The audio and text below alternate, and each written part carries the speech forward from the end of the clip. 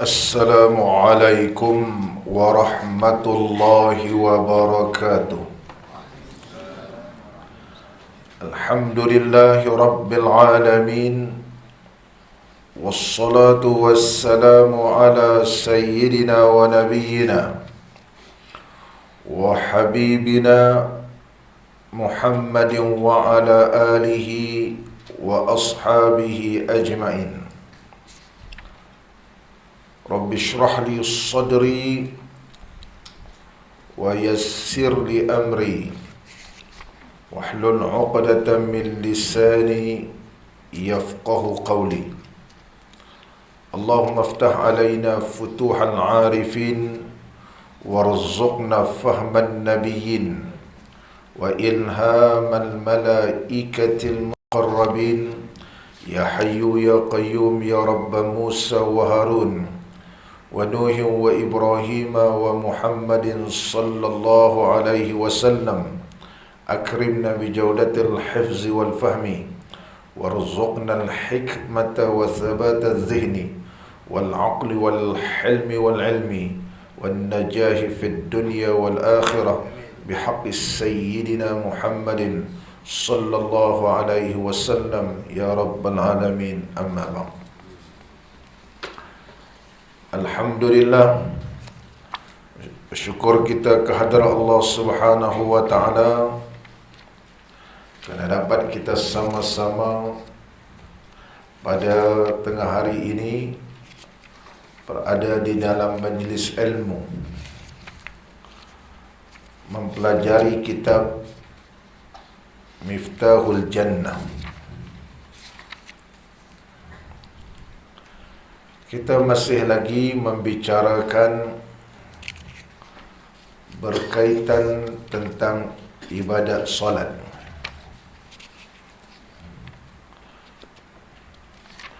Pada pagi ini atau tengah hari ini kita membicarakan berkaitan sebab apa semai isyak 4 rakaat. Berdasarkan beberapa hadis Nabi sallallahu alaihi wasallam yang menerangkan kepada kita tentang kewajiban mendirikan sembahyang fardu isya. Di antaranya sabda Nabi sallallahu alaihi wasallam, waqtul maghribi ma lam yasqut sawra syafaq was-sur bimana sauran. Waktu maghrib ialah selama mana tidak jatuhnya sur bimana sauran, tidak jatuhnya kemerah-merahan, mana syafaq merah, selama mana tidak hilang lagi, maka masih lagi ada waktu sembahyang fardhu maghrib. Sembahyang fardhu maghrib iaitu ditunaikan ketika mana tenggelamnya matahari. Dan bagi sembahyang fardhu maghrib ini, ianya mempunyai 8 kategori waktu maghrib. Yang pertama dinamakan waktu fadilah. Waktu fadilah ialah waktu yang mana sekira-kira bila masuk sahaja waktu boleh mengambil wudu ataupun mandi, kemudian selesai daripada mandi mengambil wudu, menutup aurat dan berhias. Ini adalah dinamakan waktu fadilah.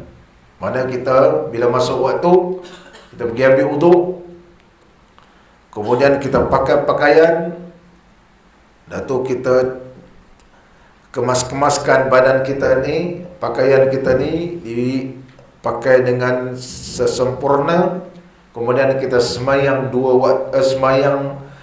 rakaat, maka waktu ini dinamakan waktu fadilah, waktu kelebihan.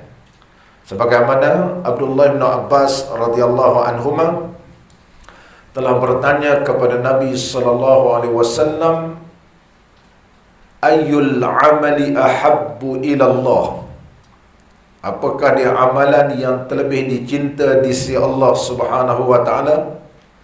Nabi sallallahu alaihi wasallam bersabda, as-salatu ala waqtiha. Itu sembahyang pada, iaitu atas waktunya. Yang dimaksudkan ala waqtiha menunjukkan ala itu atas, maknanya awal waktu, iaitu awal waktu. Waktu yang kedua bagi sembahyang fardhu maghrib iaitu waktu ikhtiar.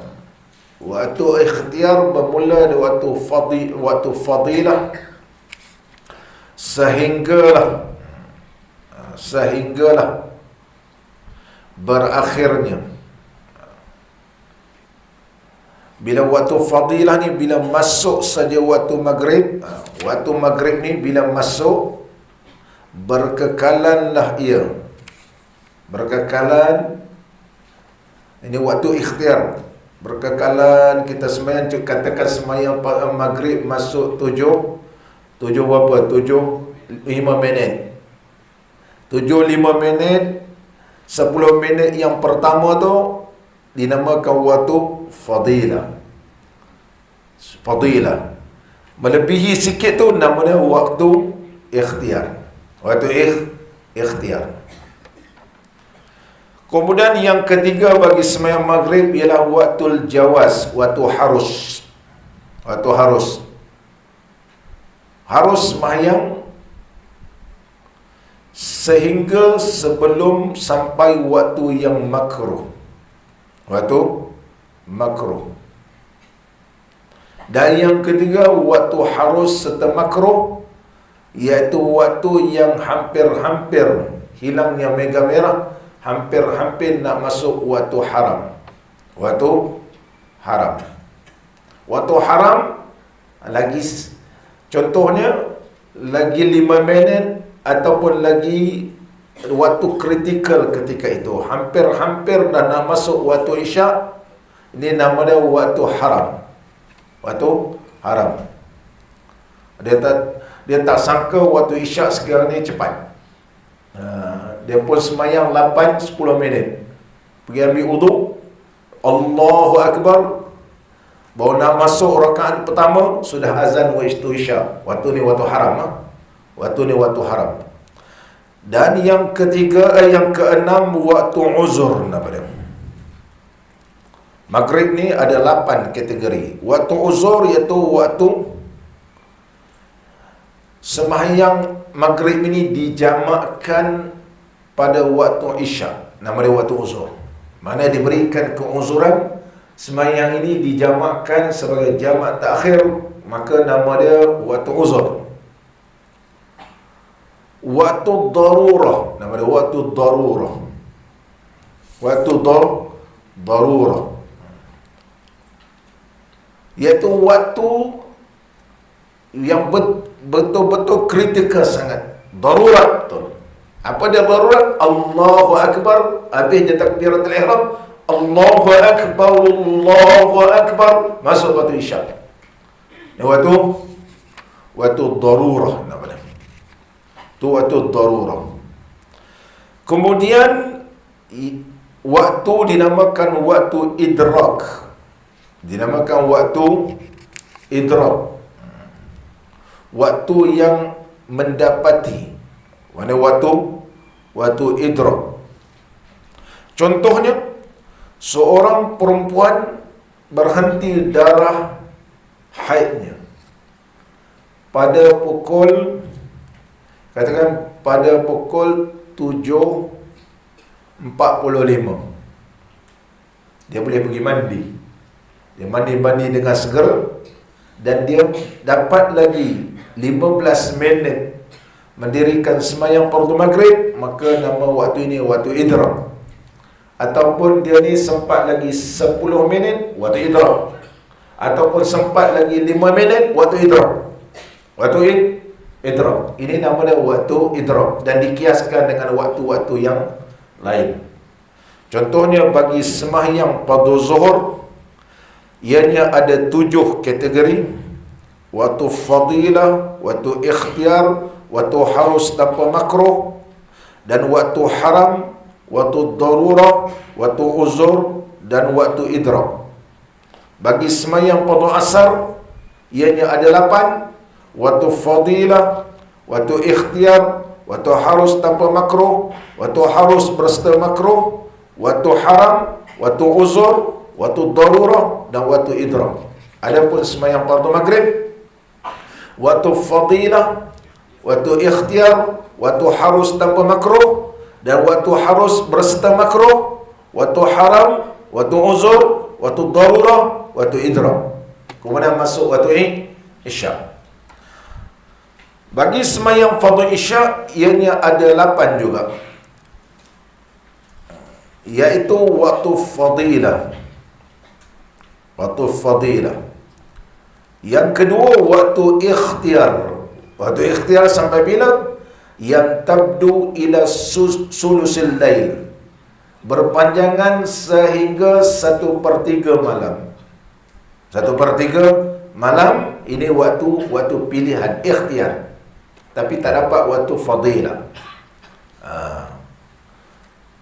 Waktu harus tanpa makruh, berkekalan waktu ini sehinggalah waktu terbitnya fajar dusta, fajar kazib. Contohnya dia tidur. Oleh sebab itu, makruh tidur sebelum sembahyang fardu isyak. Makruh tidur. Berdasarkan riwayat daripada Abu Barzah radhiyallahu anhu, katanya, anna Rasulullah sallallahu alaihi wasallam kana yakrahul nauma, ataupun yakrahul nauma qabla al-isya wal hadis ba'daha. Nabi sallallahu alaihi wasallam membenci, memakruhkan tidur sebelum sembahyang isyak, wal hadisi ba'daha, dan memakruhkan wal hadisa ba'daha, dan memakruhkan bersembang-sembang selepas sembahyang isyak. Mana lepas sembahyang isyak, pergi kena teh tarik, pergi minta roti canai, contohnya. Lepas sembahyang isyak, jom ustaz, kita makan roti canai depan family store, contohnya. Jom kita pergi ke tekera, sekarang malam pun buka mi bodoh. Bukan setakat siangnya, malam pun ada. Ini hukumnya apa? Makruh. Bersembang-sembang sampai pukul 12 sampai 2 pagi, maka menyebabkan tidur dia lewat. Bila dia tidur lewat, maka biasanya luputnya sembahyang malam. Itu makruh. Berdasarkan hadis tersebut menunjukkan bahawa sesungguhnya boleh lagi sembahyang, tetapi harus sahaja tanpa makruh sebelum terbit fajar sadiq. Waktu yang keempat bagi sembahyang fardu isyak dinamakan waktu harus berserta makruh. Bila dia tak sembahyang lagi, sudah terbit fajar kazib. Seperti fajar kazib ni dia naik macam tu. Dia seperti ekor musang. Fajar sadiq dia mendatang. Begitu. Dia akan menerang, dia macam ni, sikit dia terang gitu. Di dalam mazhab kita Imam Syafi'i, dia terbit sikit dah nampak terang, sudah masuk subuh. Ada disebut dalam hadis namanya ghalas. Ada dalam hadis bahawa para sahabat Nabi SAW menyatakan, kami sembahyang fardu subuh sehingga tidak kenal sahabat kami di hadapan. Mana gelap lagi. Itu yang dipegang setakat ini di negara kita. Waktu subuh kita masih gelap lagi. Ini adalah mazhab kita Imam Syafi'i. Walaupun ada suara-suara di Melaka ni kata sembahyang subuh di Melaka ni tak sah. Apabila azan sembahyang tak sah sebab belum masuk waktu. Ada. Yang cerita-cerita ni pun bahagian falak Melaka. Kita dah tegaskan dia bukan ahli agama. Dia bukan orang yang faham hadis Nabi sallallahu alaihi wasallam. Dia menggunakan alat. Dan saya pernah tanya, adakah melihat bahawa fajar Shadiq ni telah terbit sikit je? Barangkali alat yang kita guna sekarang ni belum sampai tahap kita boleh kenal betul, nampak. Sebab mengikut kajian ulama falak dulu, dia mempunyai kiraan tersendiri. Kiraan yang dinamakan, ada istilah dia ghalas. Fajar kazib dia naik ke atas, dah tu dia hilang. Dia naik macam ekor. Ini fajar kazib. Kalau dah habis fajar kazib ni, kita sembahyang fardu zuhur sah, tapi harus berserta makruh. Harus serta makruh. Tapi bila terbit fajar shadiq, ada fajar shadiq dia menyingsing, dia sampai ke ufuk. Dan satu hadis Nabi SAW, kami sembahyang fardu subuh sehingga nampak jelas sahabat-sahabat kami. Ada dua hadis. Di dalam mazhab Hanafi memakai hadis itu. Sebab kalau Jeffrey pergi sembahyang masjid India, dia lambat sembahyang subuh. Sembahyang masjid India, dia lambat. Kita kalau di Kuala Lumpur pergi masjid Jami', dah sembahyang subuh. Kalau terlambat, pergi masjid India. Ramai orang lepak lagi masjid India. Dekat-dekat dah dah nak terang dah, barulah dia sembahyang. Masa Hanafi begitu. Zuhur pun lambat. Dia lambat. Zuhur pun begitu. Kalau dekat-dekat masjid ni, dia lambat sikit sembahyang zuhur. Dia ambil waktu yang seterusnya. Kalau di masjid India. Kita ni masjid Kampung Keling tapi bukan masjid India. Betul. Masjid Kampung Keling tapi dia bukan masjid India. Sama je dengan masjid Kampung Ulu. Dia kalau masjid dalam mazhab Hanafi. Dan seterusnya dinamakan waktu haram. Waktu haram ni memang ngam-ngam sajalah. Mana satu rakaat pun ataupun belum cukup satu rakaat sembahyang fardu isyak masuk waktu subuh.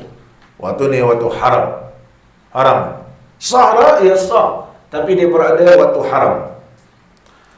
Dan yang keenam, waktu darurah. Namanya Allahu Akbar, baru baca surah Fatihah belum habis lagi, azan subuh dilaungkan. Sah nak sembahyang? Ya sah. Dan dia menyempurnakan sembahyang fardu isyak ini di dalam waktu subuh. Adakah ia dinamakan qada ataupun tidak? Adakah ia dinamakan qada ataupun tidak? Ulama menyatakan ianya tidak dinamakan qada sebab dia takbiratul ihram dalam waktu darurah. Maka dinamakan takmilur rakaat, menyempurnakan rakaat dalam waktu subuh. Menyempurnakan rakaat di dalam waktu subuh, tapi takbiratul ihram di dalam waktu isyak. Tapi perbuatan ini haram. Sah nak sembahyang? Ya sah. Haram, tetap berdosa dia di sisi Allah Subhanahu Wa Taala, tetapi tidak dikirakan dia meninggalkan sembahyang. Tidak dikirakan dia meninggalkan sembahyang. Waktu uzur, iaitu waktu dijamakkan sembahyang isyak kepada sembahyang maghrib jamak takdim, maka dinamakan waktu uzur. Dan waktu yang ke-8 dinamakan waktu idrak. Katakan perempuan tadi bangun tidur, pukul 5 pagi dia bangun, tengok-tengok dia rasa dah keringnya darah haid ataupun keringnya darah nifas. Kalau ada nifas, keringnya darah nifas. Kalau haid, dia telah keringnya darah haid, dia mandi kan. Katakan waktu subuh dah semakin ke depan, dia akan cepat lagi. 5.30 sudah masuk waktu subuh, sempatlah dia pakai telekong pun semua, semayang Allahu Akbar, dah takbirat ihram, baca surah Fatihah, azan subuh dilaungkan, dia tetap dikirakan waktu idrak. Mana wajib dia semayang. Jangan dia tengok ada baki lagi 5 minit, tak apalah, lepas subuh nanti ku qada, la yajuz. Hukumnya tak boleh, dia dikirakan meninggalkan semayang. Apabila dia mendapat waktu idrak, maka dia kena semayang juga waktu idrak. Jangan dipikirkan menyempurnakan waktu ataupun menyempurnakan pada waktu subuh. Jangan dipikir itu. Maka tetapkan terus semayang. Adapun yang baki disempurnakan waktu subuh, ianya tetap dikira sudah mendirikan semayang fardu isya, kerana dia mendapat waktu idrak. Sekiranya dia meninggalkan semayang, dia qada, maka hukum dia berdosa. Kalau mati dikira meninggalkan solat. Mendirikan solat ni waktu idrak. Waktu idrak. Maka fahamlah kita, waktu isyak ni dia ada 8. Mana kalau Ustaz Sudin mengajar di masjid di surau ni, kita semayang fardu isyak pukul 9, masih lagi masuk waktu fadilah tadi. Sebab waktu ikhtiar sampai 1/3 malam. Panjang. Jangan pula mengajar sini, tengok-tengok, dekat pukul 9 tak semayang isyak. Bagi masjid hantuah. Pergi masjid hantuah. Start pun tu, nak tuju warak. Nak semayang awal waktu. Dia tak faham bahawa Jibril AS mengajar Nabi SAW dari sudut pembahagian waktu ni tidak sama. Tidak sama. Adapun pada waktu isyak ada 8 kategori dia. Adalah 8. Bermakna kalau kita ada kuliah, semayang setakat pukul 9, 9.30 ni masih lagi dikirakan waktu fadilah lagi. Dia berbeza ikut waktu. Maghrib tadi sebab dia pendek. Waktu ni dikirakan waktu fadilah, mana setakat pukul 9 waktu fadilah. Tapi kalau dah 11.30 nak semayang isyak, ceramah panjang-panjang, itu waktu ikhtiar. Waktu ikhtiar. Tak semayang isyak, maulid dulu. Maulid dulu. Panjang maulid dia. Ada orang guna maulid panjang maulid dia. Sampai pukul 12. Datuk tanya, Jeffrey, Allah, dia kata, orang rumah dah telefon. Orang rumah dah telefon pukul 12. Tak semayang isyak, semayang kat rumah. Nampak? Tu kesan kalau melewat-lewatkan semayang. Bila buat panjang-panjang sangat, nanti pukul 10, dekat pukul 10 pakai balik. Sebab apa? Anak tuition. Anak balik pukul 10. Dia tak semayang isyak berjemaah. Teruskan semayang isyak, lepas tu nak sambung maulid, sambunglah. Kerana kita semayang pada waktu ikhtiar, tidak mendapat waktu fadilah. Ini waktu isyak. Sambung balik kita. Qala al-musannifu rahimahullahu ta'ala wa nafa'ana Allahu bi'ulumihi fid darain, amin. Apa sebab bagi isyak 4 rakaat? Ini ijtihad pengarang kitab kita ni. Dia jawab menggunakan kaedah ilmu tasawuf. Ilmu tasawuf. Jawabnya, sebab isyak 4 rakaat, tak kala Allah Subhanahu wa ta'ala mewajibkan pada kita, apa Allah wajibkan? Iman, Islam, Tauhid, Ma'rifah. Dia 4. Iman, Islam, Tauhid, Ma'rifah. Nyatalah wujud ilmu nur syuhud tanazul dan taraqi. Nyatalah adanya ilmu cahaya syuhud pandangan tanazul wa taraqi. Tanazul wa taraqi. Tanazul menurun, taraqi iaitu menaik. Taraqi ialah menaik. Allah Subhanahu wa ta'ala tidak ada turun dan tidak ada naik. Allah turun yanzilu. Rabbuna tabaraka wa ta'ala yanzilu. Rabbuna tabaraka wa ta'ala kulla laylatin. Maka Allah akan turun tiap-tiap malam, iaitu yang diharapkan pada 2/3 malam. Yanzilu ni adakah yanzilu tanazul ataupun yanzilu apa? Sebut dalam hadis yanzilu Rabbuna tabaraka wa ta'ala, turunnya Allah ke langit dunia pada tiap-tiap malam. Dan Allah berfirman, ala min mustaghfirin, mana orang yang minta ampun, fa'aghfir lahu, nescaya aku ampunkan. Ala min sa'ilin, mana orang yang minta kepada aku, nescaya akan kuberikan. Ala sehinggalah terbit fajar.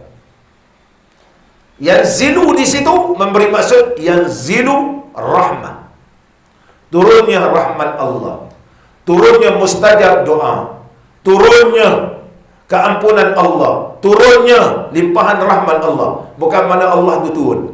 Oleh sebab itu disebut dalam kitab kita nanti, yanzilu bukan yanzilu tanazul. Ini tanazul turun naik mustahil atas Allah Subhanahu wa ta'ala. Tetapi kita betul ada turun ada naik, ada turunnya iman dan ada naiknya iman.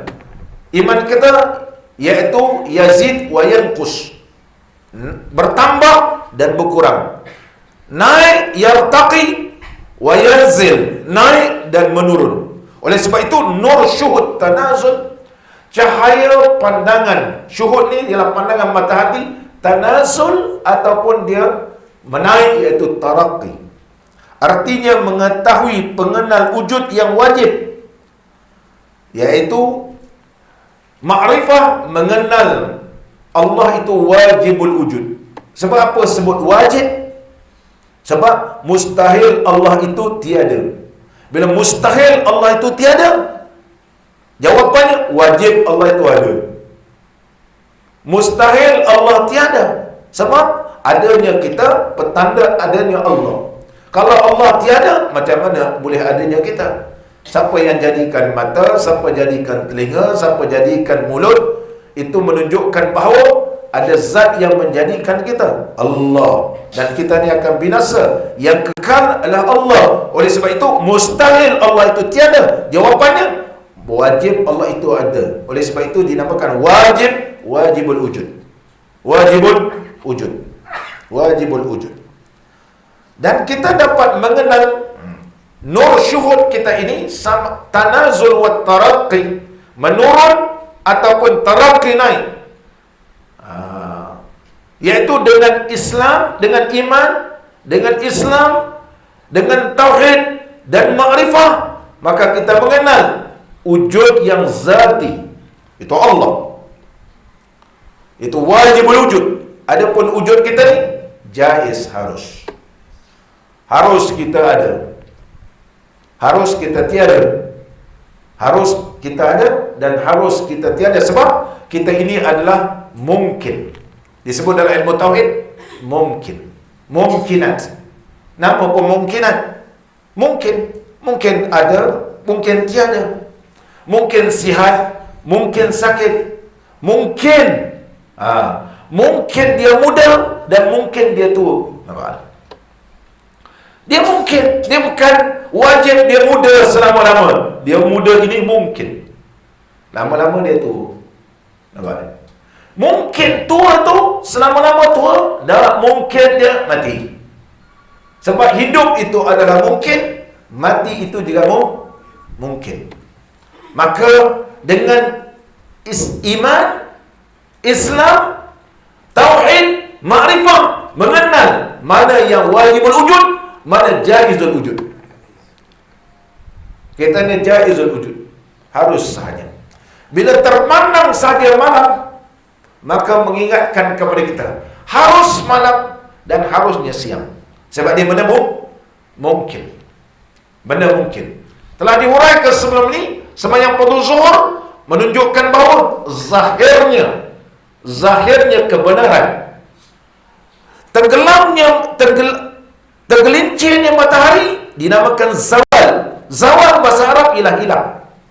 Hilangnya dunia, hilangnya syuhud, nur syuhud, cahaya pandangan mata hati ini hilang memandang kepada dunia, maka terpandang kepada yang sebenar, al-haq, itu Allah. Oleh sebab itu, zahirlah wajibul wujud ialah Allah. Hati ini tidak terpandang kepada dunia, hati ini tidak terpandang kepada perkara mungkinat ini, hanya terpandang kepada Allah, menzahirkan bahawa dia tak pandang pada dunia. Sebab dia berada di tengah hari ini sibuk dengan dunia, dia tinggalkan, tak terpandang, hanya terpandang pada Allah. Oleh sebab itu, sembahyang zuhur dinamakan zuhur kerana menzahirkan ia terpandang hanya Allah. Itu sebab dia nama zuhur. Dinamakan Isya. Sebab bila hilang dah, merah-merah pun hilang, tenggelamnya. Mana kegelapan. Gelap ini ialah perkara mungkin. Mengingatkan kepada kita kegelapan di alam kubur. Siapakah yang boleh menerangkan mungkin tak kubur itu akan gelap? Ya mungkin. Mungkinkah kubur itu akan terang? Ya mungkin. Maka bagaimana nak menerangkannya? Mata hati ini mestilah diterangkan dia dengan mengenal Allah. Maka kenal Allah, sembahyang 4 rakaat menunjukkan bahawa iman, Islam, tauhid, makrifah besok diterangi oleh Allah Ta'ala. Diterangikan ketika lalu di atas titian siratal mustaqim, Allahumma atmim lana nurana. Ya Allah, sempurnakanlah bagi kami cahaya. Allah sebut dalam Quran. Mana lalu di atas titian siratal mustaqim, bagi orang kafir dan orang tak beriman ni, dia bila lalu gelap. Gelap. Bila gelap, macam mana kalau kita naik motor? Tiba-tiba padam. Macam mana? Tengah laju pula. Memang terbabas lah. Gelap betul ni. Dulu abang naik basikal, pakai dynamo. Kayu. Bila sampai dekat titinya jambatan, dia terpaksa slow tu. Dah tak ada lampu. Nak kayu sikit macam gitu. Kayu sikit. Begitulah bila kita lalu di atas titian siratal mustaqim, mula-mula dia cahaya, hilang terus. Kaget dah gitu. Dia jadi keadaan tentu lah. Oleh sebab itu tercampak tu api neraka. Terjatuh. Kita berdoa kepada Allah, Allahumma atmim lana nurana. Ya Allah, sempurnalah bagi kami cahaya kami. Masa bila dia mengingatkan tentang cahaya, ketika hilang segala cahaya, merah pun tak ada. Ketika sembahyang fardu isyak, begitu gelap ketika itu. Maka nur syuhud taraqi, dia menaikkan mengenal Allah. Kita ini adalah jaizul wujud, bukan selama-lama dia hidup. Bahkan kita akan mati, dan mati kita ni bukan mati selama-lama, tetapi kita akan dibangkitkan di padang mahsyar dan akan bertemu dengan Allah. Ini nama dia syuhudut taraqi, nama dia. Syuhud taraqi. Supaya jangan serupa yang qadim dengan yang hadis. Itu tujuannya. Supaya kita tidak menyamakan qadim Allah dengan benda yang baru. Allah Subhanahu wa taala qadim, sejak azali lagi. Qadim dia sudut mana? Qadim dia sudut sifat Allah. Sifat sama Allah qadim. Sifat basar Allah qadim. Sifat kalam Allah qadim. Bila Allah bersifat dengan sifat kalam, maka Allah boleh berkata-kata. Sebab Allah boleh berfirman kepada malaikatnya, cabutkan nyawa. Cabut. Sebab Allah bersifat dengan sifat kalam.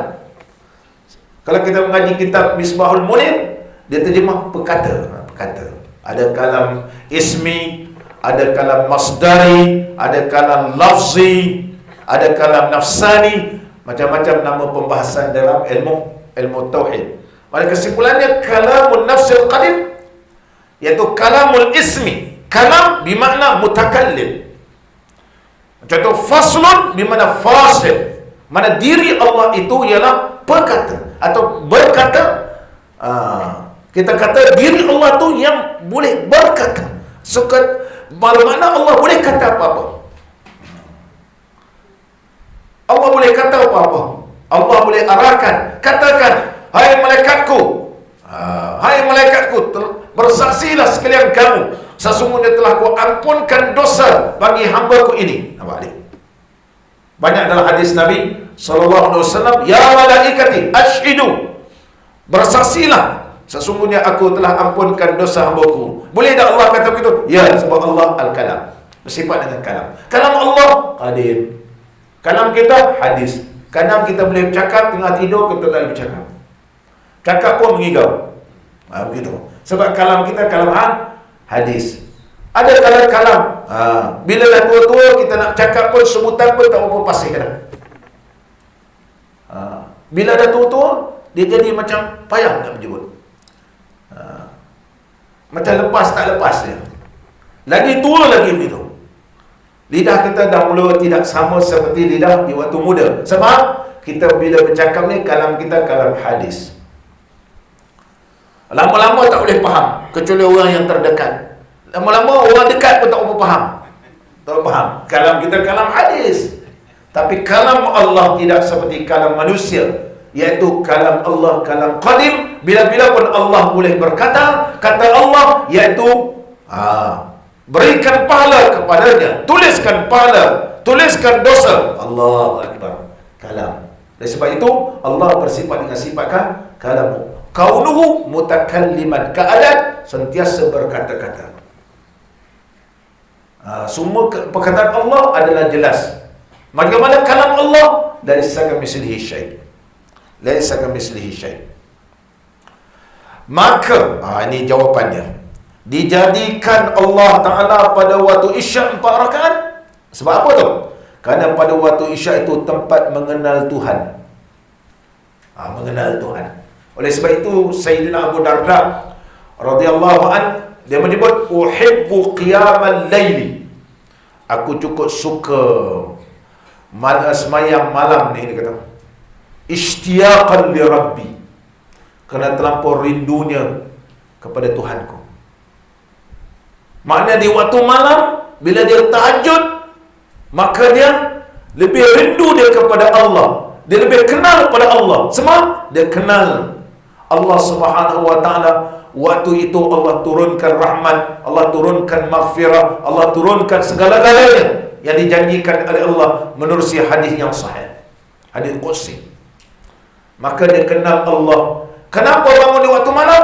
Dia kata mengingatkan kegelapan di alam kubur. Maka ketika itulah aku kenal Allah. Bila aku tidak kenal di waktu malam, maka besok dalam kubur aku gelap. Siapakah yang boleh menerangkan dan menyelamatkan aku? Malaikat Allah. Ini kata Sayyidina Abu Darda radhiyallahu an. Kita waktu malam tidur nyenyak. Kita waktu malam lagi tidur nyenyak. Mana kita belum kenal Allah kan? Oleh sebab itu bila kita nak tidur, amalan ulama baca Bismillahirrahmanirrahim, Bismillahirrahmanirrahim. Sebab apa? Bismillah barakatuh, iaitu berkat daripada Allah. Dengan nama Allah Bismillah, dengan berkat nama Allah, minta supaya Allah bangunkan kita. Baca sebanyak 21 kali. Minta Allah bangunkan kita di tengah malam. Bukan setakat sembahyang Isyak, bangun. Allahu Akbar. Allah. Tidak ada daya dan upaya melainkan dengan pertolongan Allah. Dengan pertolongan Allah Subhanahu wa taala. Justru itu Tuan Syekh kita kata, waktu Isyak itulah tempat mengenal, iaitu mengenal Tuhan, menafikan dirinya, nafikan diri kita. Menafikan Allah Ta'ala ini serupa dengan sesuatu. Walam yakul lahu kufuwan ahad. Menafikan dia, iaitu menafikan Allah Subhanahu wa Ta'ala serupa dengan makhluk. Laisa kamitslihi syai'. Laisa kamitslihi syai'. Mengisbatkan Tuhan, iaitu waktu malam terpandang kegelapan ini, kegelapan kita. Nur ala nur. Siapa yang bernama An-Nur? Allah. An-Nurul Mubin. Nama Allah An-Nur, di antara nama Allah. Maka bila kita gelap waktu malam ni, waktu isyak, maka kita kenal Allah. Allah yang bernama An-Nur. Bila kita sembahyang pada isyak, kita kenal Allah. Kita kenal Allah, maka kita mengisbatkan dengan cahaya. Sebab apa? Allah An-Nur itu menunjukkan adanya Allah. Macam mana lampu ni ada cahaya? Kerana ada zat lampu. Kalau tidak, takkan ada cahaya. Tiba-tiba ada cahaya, tak ada zat. Mustahil. Matahari cahaya sebab ada matahari. Allah memberikan namanya An-Nur, itu menunjukkan wujud.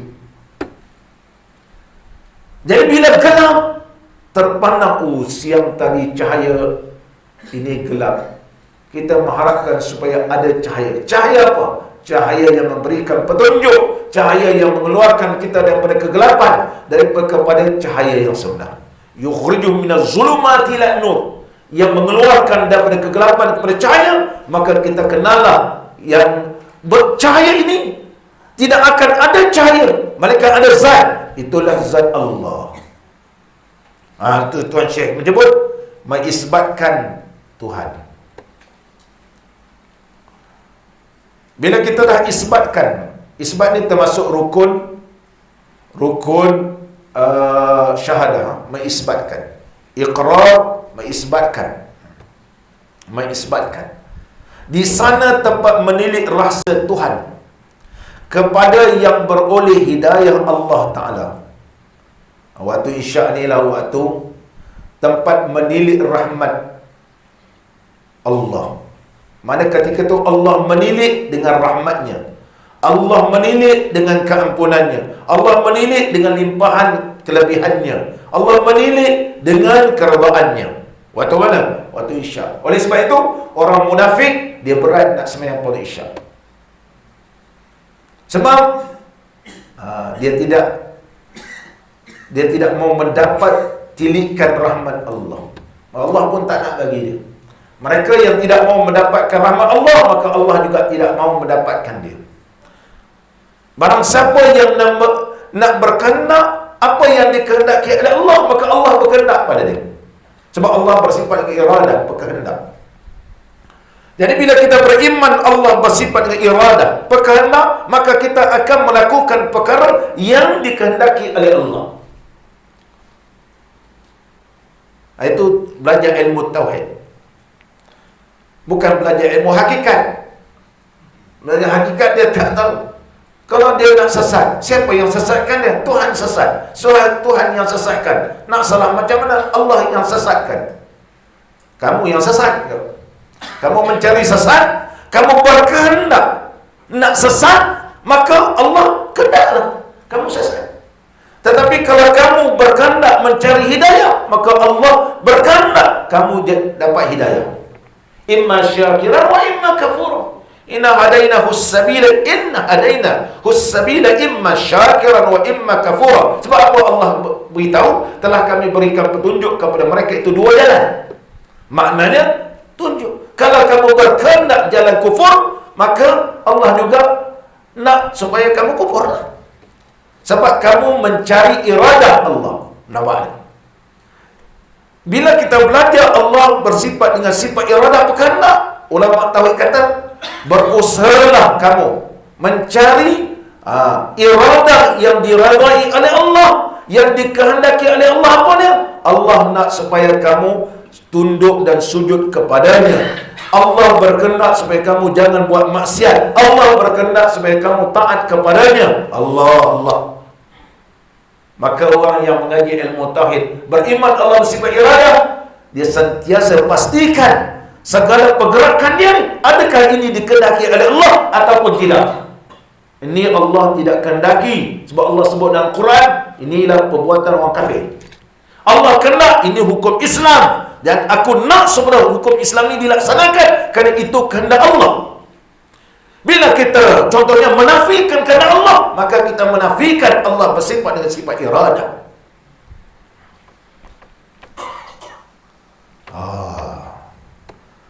Jadi oleh sebab itu Syekh menyebut dalam kitab kita ni, masa itu dia kenal Allah. Sebab apa Allah jadikan semayang pada waktu malam? Sebab dia, Allah suruh kita ni carilah, buatlah amalan yang dikehendaki oleh Allah. Beramallah kamu amalan yang dikehendaki oleh Allah. Bila begitu, Allah bersifat iradah wa kaunuhu muridan, dan Allah berkehendak supaya kamu diselamatkan daripada api neraka, dan Allah berkehendak takluk Allah, maka Allah berkehendak supaya kamu ini diberikan pahala dan digolongkan dengan orang yang saleh. Allah. Ini sebab disyariatkan semayang fardu isyak mengikut huraian ulama tasawuf. Nama tasawuf dia memungka minda gitu. Mana orang tak semayang ni, dia tak kenal Allah. Dia tak kenal Allah. Dia kata nak semayang macam mana? Apa semayang? Hari-hari saya sunat semayang. Dia kata semayang macam mana? Sambil berjalan boleh semayang. Dia kata, kau dalam perang kan? Tak, saya tidak dalam perang, saya boleh jalan. Dia kata semayang ni aqimis salata li zikri, dirikan semayang kena ingat aku. Jadi bila ingat kira semayang lah. Ni hakikatnya ni. Lama jadi makfid. Ada 2-3 kawan saya hakikat masuk ini pusat serendi. Jadi kenal Tuhan. Yang penting kenal Tuhan, makrifat. Kena makrifat kawan-kawan. Kena nak makrifat, kasih kena ais habis makrifat. Itulah makrifat tu. Makrifat. Semua tak boleh pakai. Makrifat lipat terus. Saya ada satu dulu, ada seorang ni. Dia hakikat. Lama dia tak percaya Tuhan lah. Dia ni lama-lama dia tak percaya Nabi. Saya sekarang ni tak mau semayang, dia kata. Dia tak semayang. Sebab selagi mana Allah tak izinkan saya semayang, saya tak semayang. Orang pun tanya soalan, bila nak semayang? Bila Allah izin, saya semayang. Kita ini semua la haula wala quwwata illa billahil aliyil azim. Tidak ada daya dan upaya melainkan dengan Allah. Allah berkehendak, saya semayang. Bawa jabatan mufti, pemulihan akidah. Mufti tanya saya, macam mana Ustaz Syukri? Ada pendakwa, ada penguasa? Dia kata ada. Ambil keterangan sekarang. Dia memang tak mau semayang. Dan dia tak mengaku. Dia tak mengaku semayang wajib kamu semua ni. Ambil keterangan, dakwa. Besok bawa mahkamah. Hari ini 24 jam dakwa dia. Dia cakap apa? Oh, jangan dakwa saya. Jangan dakwa. Saya kata penjarakan saja. Oh, jangan. Bagilah peluang saya. Bagi peluang. Ajarlah saya. Wah, pandai pula. Tadi semua dia pandai. Ajarlah saya. Dia memang kaki gelentong dia orang ni. Jangan percaya. Allah, jangan percaya. Hakikat-hakikatnya semua tak betul belakang. Bila kena penjara baru dia tahu. Saya sekarang Islam betul. Ada lagi dia punya, saya Islam semua. Nanti saya semayang. Tadi kau tak nak semayang. Sekarang Allah berkehendak dia nak semayang pula dah. Macam-macam orang ni. Allah. Bomolah apa semua perkara-perkara syirik berlaku. Dia belajar mana? Mula-mula dia belajar. Dia pernah belajar hafal Quran di Masjidil Haram. Ayat Quran, hafal Quran. Cairlah. Anak-anak orang nak dialog dengan dia, balik saja. Kemudian dia pergi ke Iraq. Dia kata dia belajar dengan Syekh Abdul Karim Mudarris. Oh, saya kata, entah mengaji dengan Syekh Abdul Karim Mudarris, maknanya dia mengajar awak kitab Minhajul Talibin. Ini dia lah. Minhajul Talibin ni karangan siapa? Saya nak tahu dia. Syekh Abdul Karim, dia mengaji dengan Syekh Abdul Karim. Dia tak tahu. Mana awak tak mengaji Syekh Abdul Karim. Syekh Abdul Karim Mudarris mengajar kitab Minhajul Talibin daripada awal hingga akhir dan memberikan sanad ketika mana di Iraq. Syekh Abdul Karim Mudarris, anak murid dia ada sekali di Kelantan buka pondok. Syekh Abdul Karim Mudarris. Kemudian dia pergi ke Mesir. Dia pergi ke Mansurah. Mungkin dapat tahfiz. Dah tu balik. Wah. Dia kata, saya semayang isyak, semayang fardu asar, tiba-tiba saya tak percaya Islam. Saya tak percaya Islam. Saya Muhammad ni pun ialah pengantar, macam penghantar surat. Dia kata, macam postman. Nah, Rasul seperti kita, hanya dia lebih, dia Allah pilih. Wah, geng-geng hakikat. Ini memang hakikat betul dia. Awasah. Mengaji tinggi. Saya cakap kat dia, sebenarnya kau ni isap dadah. Pergi ke Saudi kau tak boleh sebab kau tak ada sijil. Dia daripada Pasir Tumbuh. Sijil tak ada, tak boleh belajar lama. Belajar kat Saudi tak habis, pergi ke Iraq, belajar ke Iraq pun tak habis. Tak boleh duduk lama. Pergi ke Mesir pula masuk mahad sana, tak dapat iqamah. Visa tak boleh sana. Fras balik Malaysia. Jumpa Makfid, salah. Itu kenal Tuhan. Itu kenal Tuhan. Sebenarnya kamu ni kecewa. Dia kecewa. Itu yang jadi rambut panjang, nak berjadi macam Halis Sufi. Sebenarnya orang ni dengan golongan kecewa. Nak berselindung, dia. Tak semayang, tak puasa, selagi mana Allah tidak berkehendak saya puasa. Ni memutablikkan sifat 20. Oleh sebab itu nak mengaji sifat 20, mengaji orang yang mahir dalam sifat tersebut. Apa sebab kita beriman? Apa natijahnya? Natijah bila kita beriman Allah bersifat iradah, maka hendaklah kamu beramal amalan yang dikehendaki oleh Allah, dan jangan kamu beramal amalan yang tidak dikehendaki oleh Allah. Mana amalan yang dikehendaki oleh Allah? Allah sebut dalam Quran, Allah sebut menerusi Nabi SAW. Jelas begitu. Ini yang kita bahas dalam kitab kita ni. Muslimin dan muslimat yang dirahmati oleh Allah. Soal, apa sebab maka ditentukan oleh Allah Ta'ala pada semayang 5 waktu itu 17 rakaat. Ni kitab ni semua ditafsir, namakan tafsir Isyari. Isyari. Sebab apa 17, sebab apa, semua ni ijtihad. Menambahkan saruah ilmiah, apa itu dari sudut pengetahuan kita. Tak salah, ini ijtihad. Nabi SAW tidak memperjelaskan, diberikan kelonggaran untuk kita berijtihad. Jika 4 rakaat, tadi jika 4 rakaat, kelimanya atau 3 rakaat atau 2 rakaat, apa salahnya? Tu. Kenapa tak semua 4 rakaat? Kan? 5 tu semua 4 rakaat. Ataupun 5 ni 3 rakaat. Ataupun 5 ni semua 2 rakaat. Apa salahnya? Kerana apa dia kata? Dia pun berhujjah. Kerana Allah Ta'ala berfirman, fa'alul lima yurid. Artinya berbuat oleh Allah Ta'ala bagi barang sekehendaknya. Fa'alun, ialah bina mubalaghah, bersangatan.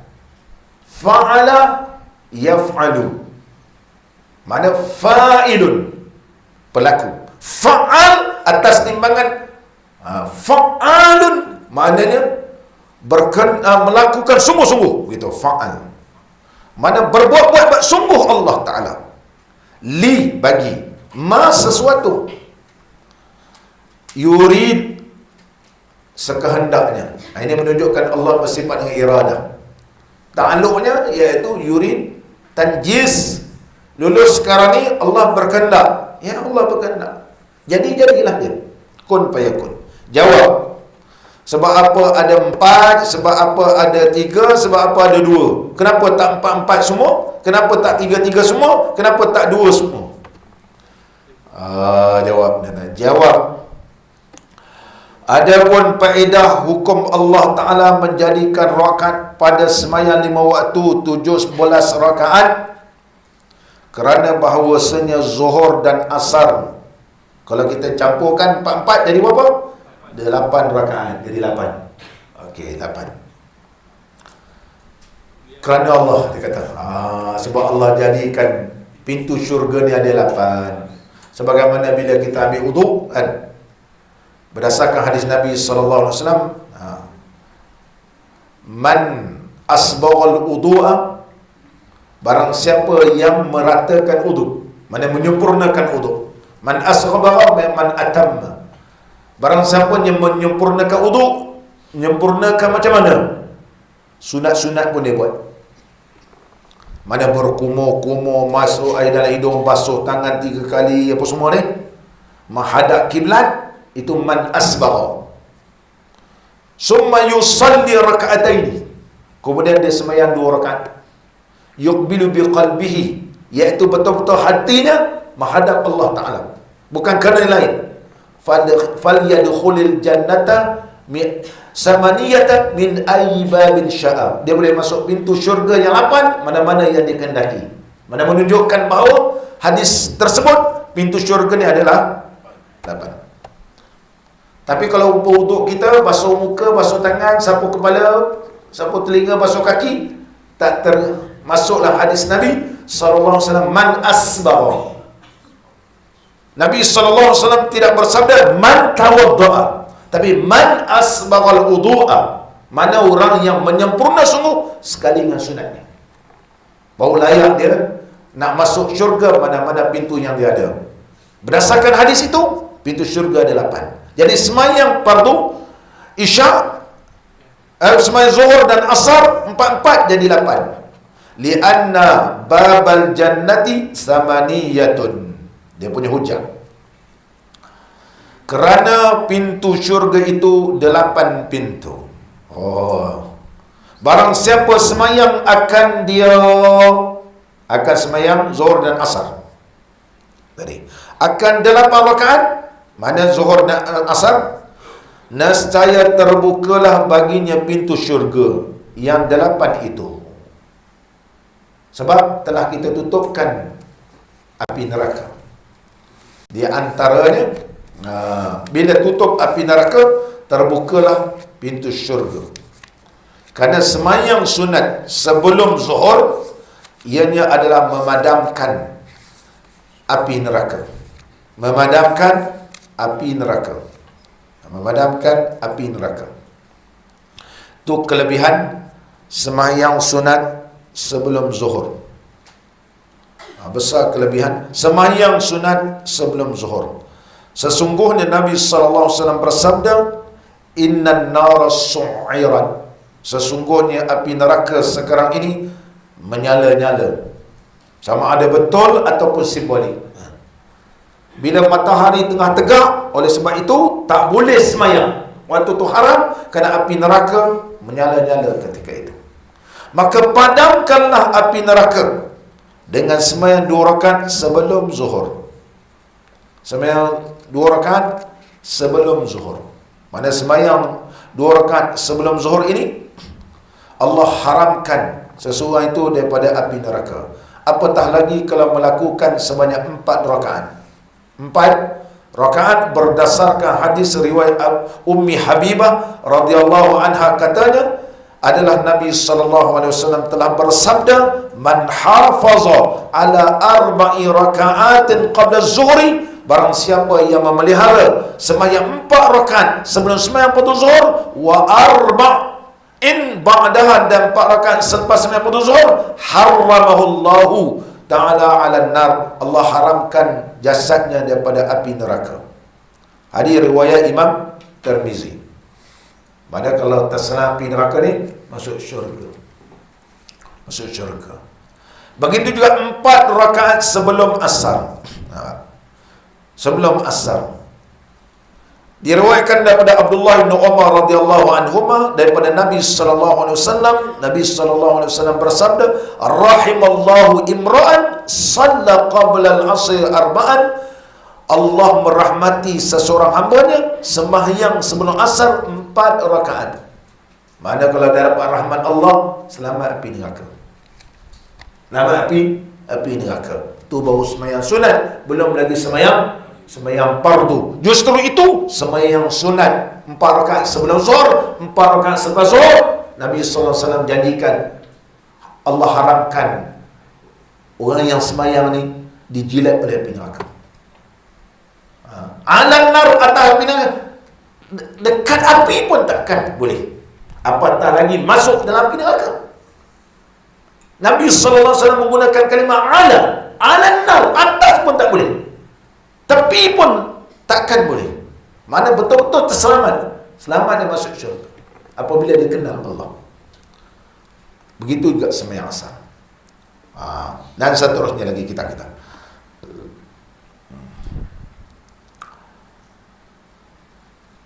Adapun maghrib dan isyak, maghrib 3, isyak 4. Berapa tu? 7 rakaat. Kenapa 7? Dia kata, li'anna baba jahannama sab'u tabaqatin. Li'anna baba jahannama, jahannam ni mamnu' minas sarfi, tak boleh menerima tanwin. Maka majrur bil fathah, kerana dia mamnu' minas sarfi, tidak boleh menerima tanwin.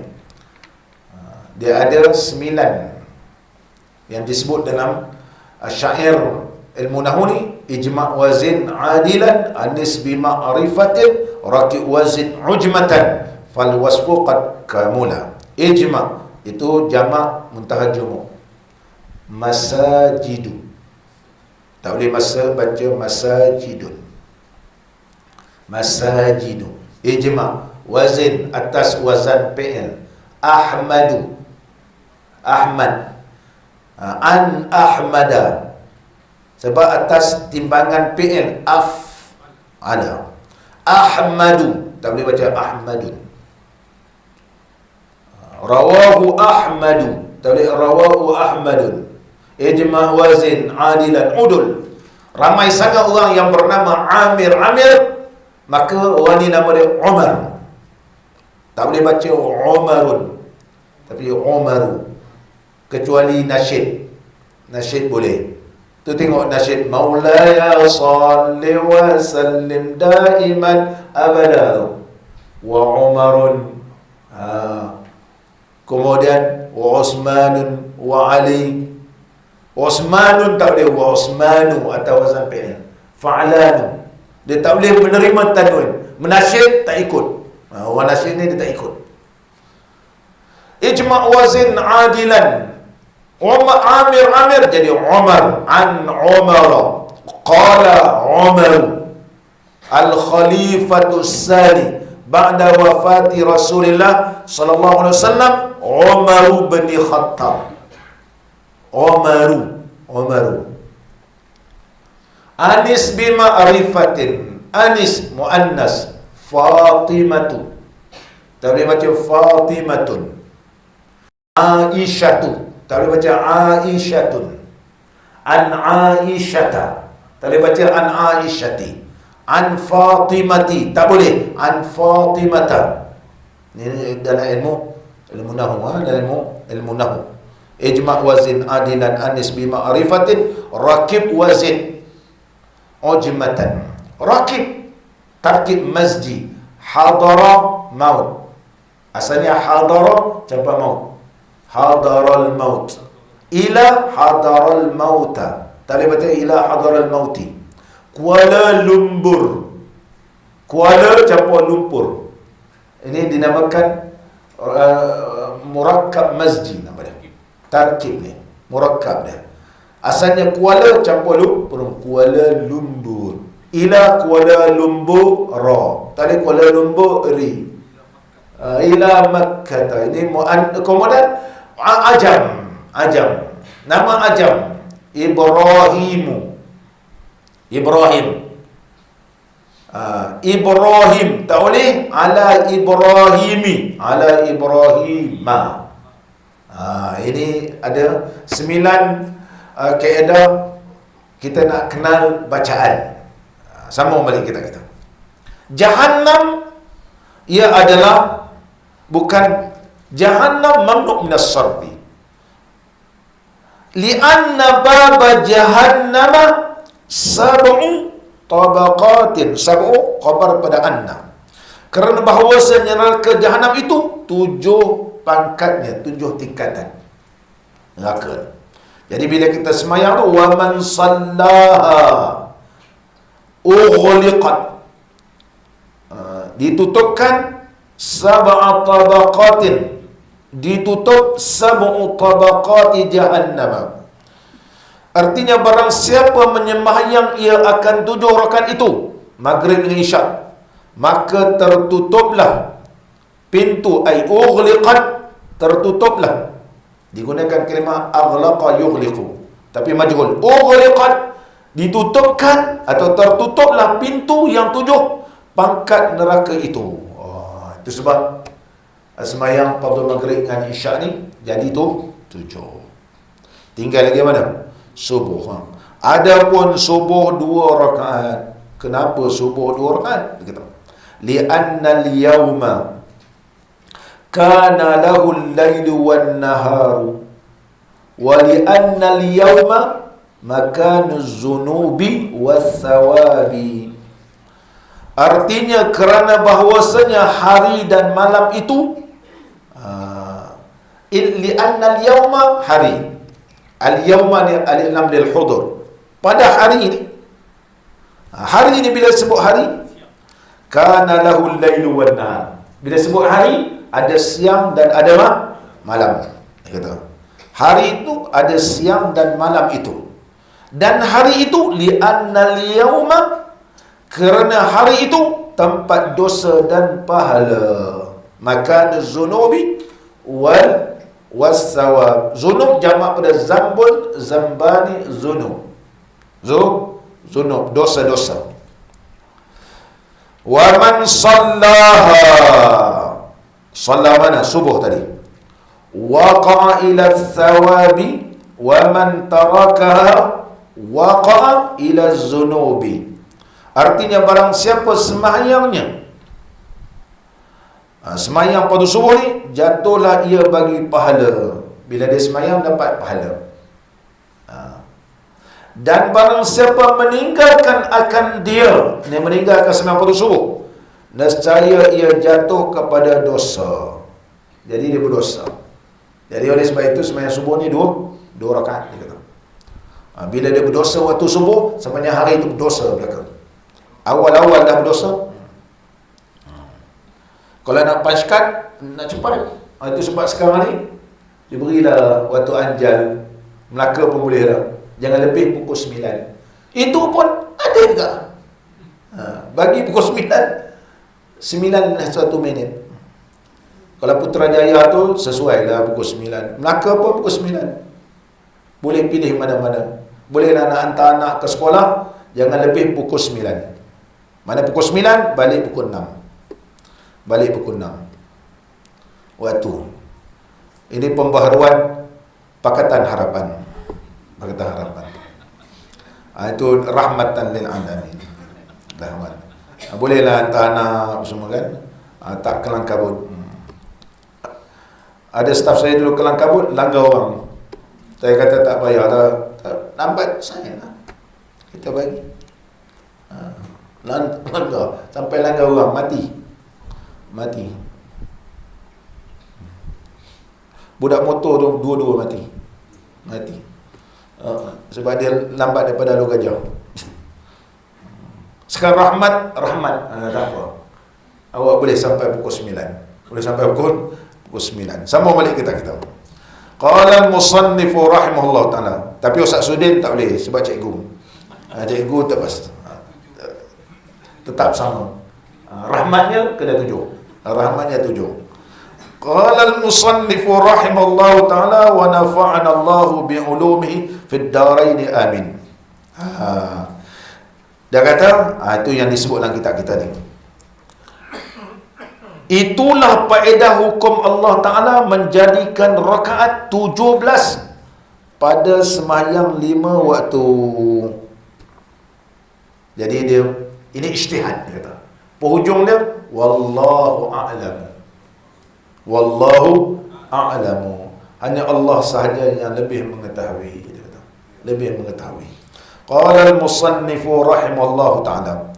Soal jika ditanya orang berapa syarat pada suci itu, jawab 5 syaratnya. Pertama, mengeluarkan kepala duburnya. Kedua, memasukkan jari pada rongga yang keluar najis itu. Ketiga, menghilangkan lendirnya. Keempat, menghilangkan baunya. Dan rupanya dahulu daripada mengatupkan duburnya itu. Kelima, membasuhkan dia dengan air suci. Ini golongan sufi, memang dia ambil kaedah ni. Kaedah ni. Syarat-syarat istinja ni. Syarat istinja. Sebenarnya syarat istinja ni mudah je. Hanya dalam kadang-kadang kita melebih-lebihkan. Dia mengikut keadaan istinja ni. Ada kala istinja ini hukumnya adalah sunat. Istinja daripada mana? Istinja apabila keluar air mani. Keluar air mani tidak najis dalam mazhab kita Imam Syafi'i. Istinja. Istinja. Siapakah yang pertama beristinja dalam dunia ni? Sejarah istinja ni. Ulama menyebut awwalu man stanja bihi Sayyiduna Ibrahim. Orang yang pertama beristinja adalah Nabi Allah Ibrahim alaihissalam, beristinja dengan batu. Istinja dengan batu. Ialah Nabi Allah Ibrahim alaihissalam. Wa alaihi afdalus salatu wassalam, iaitu Nabi Allah Ibrahim. Adapun bagi kita ini disyariatkan beristinja ialah pada malam Isra, ketika mana disyariatkan beruduk kepada Nabi sallallahu alaihi wasallam. Dan pandangan yang seterusnya menyatakan bahawa istinja dengan batu ini ialah ketika mana Nabi sallallahu alaihi wasallam diutuskan menjadi rasul. Beristinja dengan batu adalah merupakan rukhsah. Rukhsah, iaitu keringanan yang Allah berikan. Min khasaisina, daripada kelebihan umat Nabi sallallahu alaihi wasallam. Adapun dengan air bukan termasuk khususiat. Sebab orang pun lain tahu guna air. Tetapi pernah berlaku di zaman Nabi sallallahu alaihi wasallam. Nabi sallallahu alaihi wasallam beritahu kepada Aisyah, dan Aisyah radhiyallahu anha beritahu kepada isteri-isteri para sahabat, beritahulah kepada suami-suami kamu bahawa sesungguhnya Nabi sallallahu alaihi wasallam beristinja dengan air. Beristinja dengan air. Ada di kalangan para sahabat pada awalnya tidak berani nak istinja dengan air kerana Nabi sallallahu alaihi wasallam bersabda tidak boleh beristinja dengan benda yang dimakan. Dengan benda yang dimakan. Jadi air ni boleh diminum dan boleh untuk masakan. Jadi boleh ke kita beristinja? Boleh ke beristinja? Bila Aisyah radhiyallahu anha berkata, beritahulah suami-suami kamu dalam kuliah bersama para muslimat ni, beritahulah kepada suami-suami kamu bahawa Nabi sallallahu alaihi wasallam telah beristinja dengan air. Mana boleh istinja dengan air. Kemudian Nabi sallallahu alaihi wasallam telah memanggil penduduk Quba. Kita pergi Quba, sembahyang 2 rakaat, man tatahhara, kan? Barang siapa yang bersuci daripada rumah, kemudian pergi ke Quba.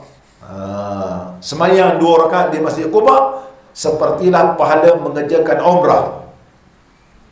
Sejarah Quba ni, ketika mana Nabi SAW panggil penduduk Quba, apakah rahsia kamu sehingga Allah menyebut nama kalian di dalam Al-Quranul Karim?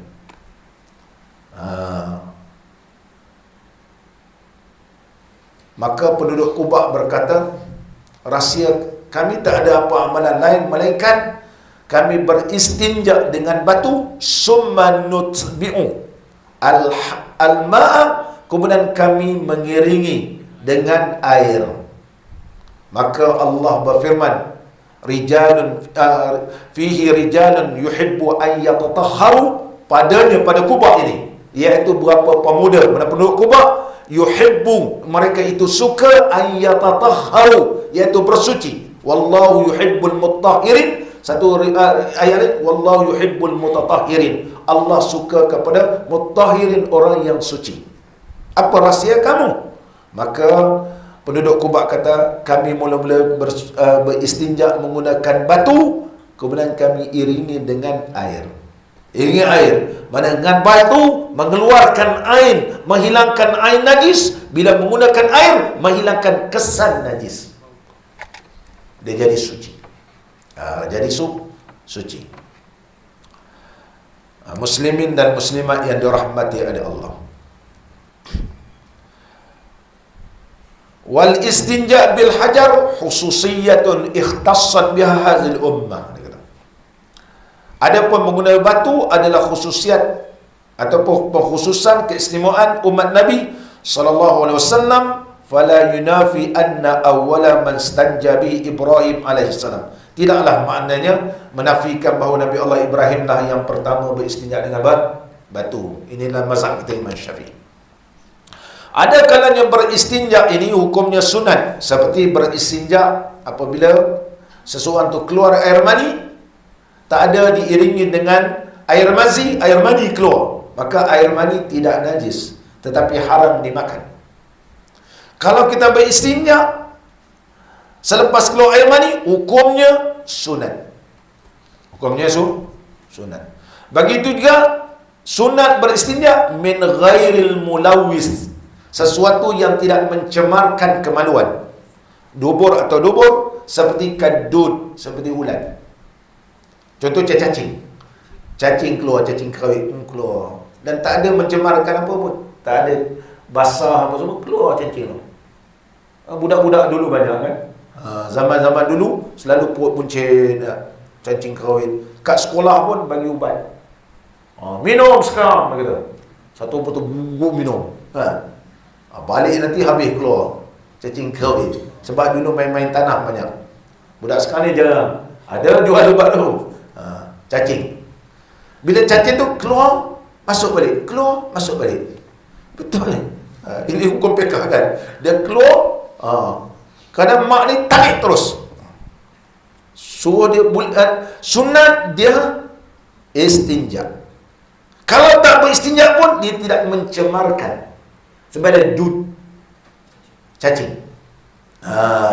Tapi sunat tetapi kalau ada kesan-kesan cairan, maka wajib dia beristinja.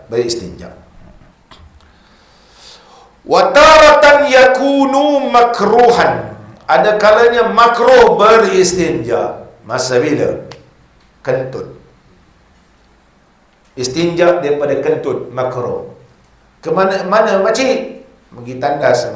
Ngapa? Nak istinja. Istinja apa? Tadi terkentut. Terkentut. Makruh. Makruh beristinja. Kenapa pergi istinja? Biar lari setan-setan kat punggung tu. Sikit-sikit terkentut, sikit-sikit terkentut, sikit-sikit terkentut, dia kata. Makcik ada dengar ada orang kata petua ni jangan bagi terkentut, pergi istinja. Makruh beristinja kerana kentut.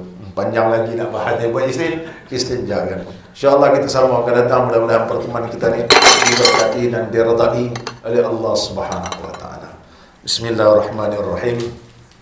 Alhamdulillahi rabbil alamin. Wassalatu wassalamu ala sayyidina wa nabiyina wa habibina Muhammadin wa ala alihi wa sahbihi ajma'in. Allahumma ja'al jam'ana hadha jam'an marhuma wa tafarruqana min ba'dihi tafarruqan ma'suma. ولا تجعل فينا ولا معنا ولا من يتبعنا شقيا ولا محروما ولا مطرودا. اللهم حببنا في صلاة الجماعة، اللهم حببنا في صلاة الجماعة، اللهم حببنا في صلاة الجماعة وذكرنا بالموت كل ساعة واحشرنا مع النبي المصطفى صاحب الشفاعة. Ya Allah, berilah kepada kami ya Allah dengan rahmat-Mu, sukakan semayang berjamaah dan sentiasa ingatkan tentang kematian, dan dapat dikumpulkan dan kumpulkanlah kami berserta Nabi Muhammad sallallahu alaihi wasallam sahibus syafa'ah pada hari kiamat besok ya Allah. Rabbana atina fid dunya hasanah wa fil akhirati hasanah wa qina adzaban nar. Wa sallallahu ala sayyidina Muhammad wa ala alihi wa sahbihi wa baraka wa sallam. Walhamdulillahi rabbil alamin.